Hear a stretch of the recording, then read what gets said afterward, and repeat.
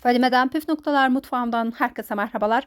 Dışı pul pul dökülürken içi yumuşacık ve katları sayılan bu güzel çöreklerin yapım aşaması için tarifimize geçelim. Yoğurma kabıma 3 yemek kaşığı dolusu yoğurdu ekliyorum. Üzerine 2 su bardağı yani 400 milim sütü ilave ediyorum ve karıştırıyorum.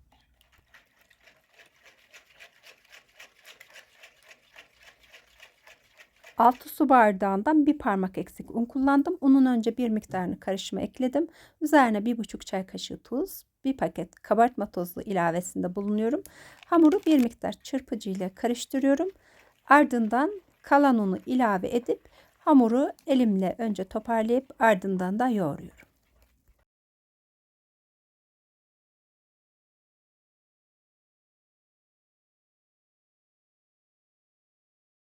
Her zaman belirttiğim gibi unu lütfen kontrollü kullanalım arkadaşlar.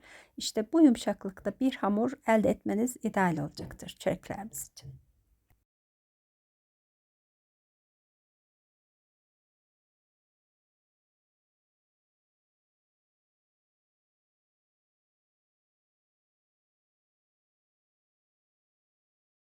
Hamurumu masaya alarak 8 parçaya ayırıyorum ve bezeler oluşturuyorum. Bezeleri bir tepsinin içerisine alarak üzerine de poşet örtüyorum. 5 dakika kadar dinlenmesi yeterli arkadaşlar. 100 gram tereyağının üzerine yarım çay bardağı sıvı yağ ekleyerek ocağın üzerine alıyorum. Tereyağının üzerinde oluşan köpüklerini ayırt ettikten sonra yufkalarımızın yağlanması için hazır olacak yağımız.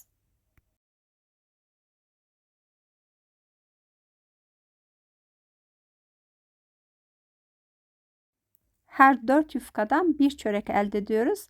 Tarifimizden toplamda 2 çörek elde etmiş olacağız arkadaşlar. Yufkalarımızı da servis tabağı boyutunda açmamız yeterli olacaktır. Bu yüzden de oklava kullanmaya hiç gerek yok. Merdane ile her bir bezeyi servis tabağı boyutunda açmanız yeterli olacaktır.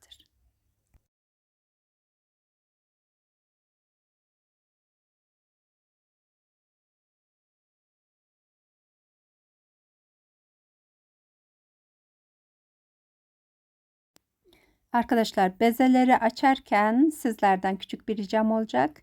Henüz kanalıma abone değilseniz abone olursanız çok sevinirim. Tariflerimi beğeniyorsanız beğeni butonuna tıklamayı unutmayınız. Ve yeni tariflerimden haberdar olmak için bildirim zilini aktif hale getirirseniz her yeni gelen videomdan haberdar olmuş olacaksınız.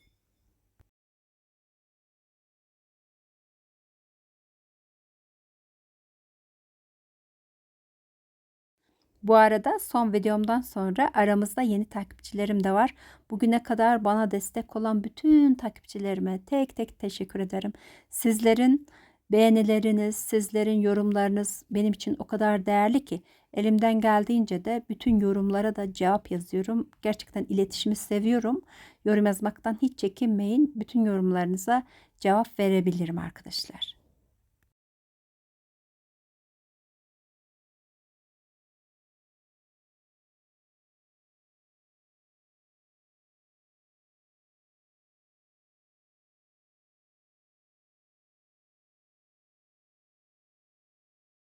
Tereyağı ve sıvı yağ karışımını ocağın üzerinde tereyağının erimesini sağlamıştım.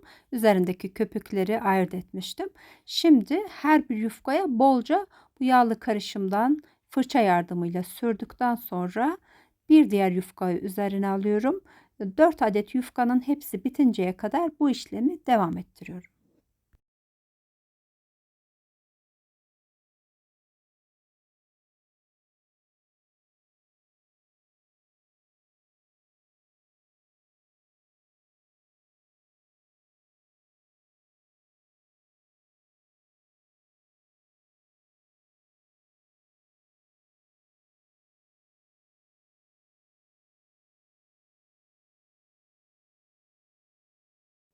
Son yufkanın üzerine de bolca yağ sürdükten sonra elimle yufkamın kenarlarından hafif çekiştiriyorum.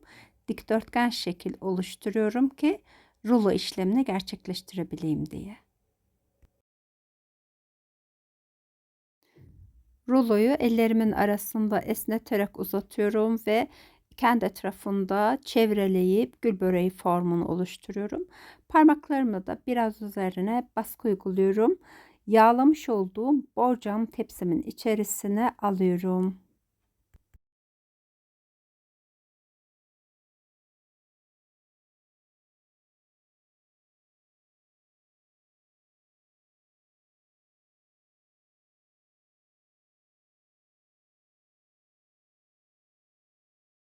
Bir diğer çöreğim için de aynı işlemi uyguluyorum. Yağlanmış olduğum tepsimin içerisine alacağım. Üzerine poşet örttükten sonra buzdolabında en az 1 saat dinlendireceğim. Arkadaşlar, dinlenme süresi çok önemli. Çünkü çöreğin o ara katlarının belirgin olması tamamıyla buzdolabında dinlenmesine bağlı. Muhakkak 1 saat kadar buzdolabında dinlendirelim.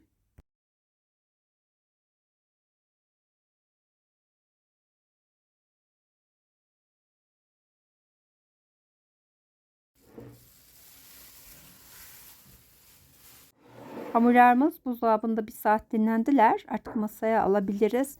Öncesinde bir yemek kaşığı sıvı yağı masaya elimle yayıyorum ve hamurlarımı üzerine alıyorum. Önce parmaklarımla baskı uygulayıp çöreklerimizi biraz yaydıktan sonra merdane ile şekil oluşturacağım. Arkadaşlar, bir tepsinin içerisinde aynı anda pişsin. Hem elektrikten tasarruf sağlayalım hem vakitten kazanalım diye ikisini de aynı tepsiye kullanacağım. Ona göre şekil oluşturuyorum. Sizler eğer yuvarlak şekil verecekseniz çöreklerinize, o zaman 2 ayrı tepside ayrı ayrı pişirebilirsiniz.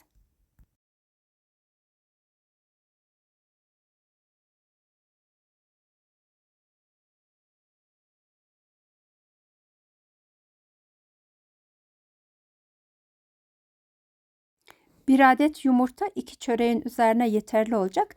Yumurtanın akından ayırmadan akı ve sarısını tüm olarak bir çatal yardımıyla iyice çırptıktan sonra fırça yardımıyla 2 çöreğimizin üzerine bolca sürelim. Ardından da bir çatalla üzerine şekil verdikten sonra 200 derecede önceden ısıtılmış fırınımıza yolculuğu başlatacağız. Fırınların pişme süreleri farklılık gösterebilir. Eğer fırınınız için 200 derece fazla ise 180 derecede pişirebilirsiniz.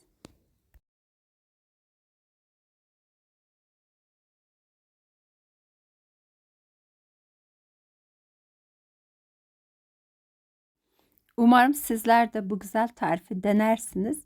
Deneyecek olan arkadaşlara da şimdiden afiyet olsun diyorum. Gerçekten çok mu çok lezzetli oluyor. Bu ara katları o kadar güzel belirgin oluyor ki ve yedikçe o tereyağının tadını alabiliyorsunuz ve tereyağının kokusunu hissedebiliyorsunuz. Şimdiden deneyecek olan herkese kolaylıklar diliyorum.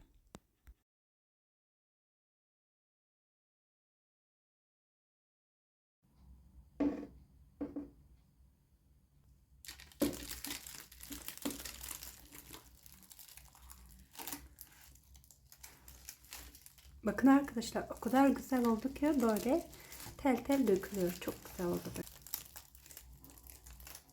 Sizler de denediğinizde ne kadar güzel olduğunu göreceksiniz. Şöyle kat kat katları sayılıyor. İçi yumuşacık, dışı çıtır çıtır. Ara katlarından buharları çıkan bu güzel çörekleri sizlerin de deneyip afiyetle tüketmenizi diliyorum. Bugünlük de Fadime'den bu kadar. Başka bir günde yeni bir lezzetle tekrardan görüşmek üzere. Sağlıcakla kalın. Hoşça kalın.